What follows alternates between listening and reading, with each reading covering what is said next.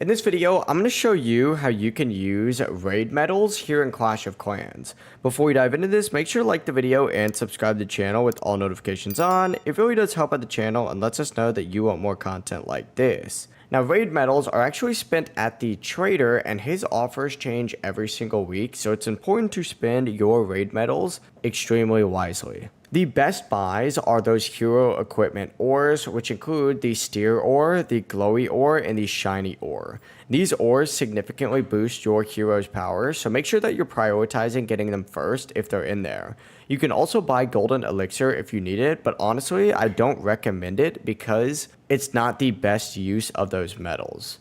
Another great buy is war rings. For 255 medals usually, you can get 5 war rings, which is a fantastic deal since upgrading walls costs tons of gold and tons of elixir. Now you can also buy potions too, but I'm not gonna lie, they aren't the most efficient investment, especially with those raid medals. So focus more so on hero equipment ores and war rings to get the most out of your raid medals. If you have any questions, don't hesitate to ask us down below, and remember to like and subscribe for even more videos just like this. Have a great rest of your day. Peace.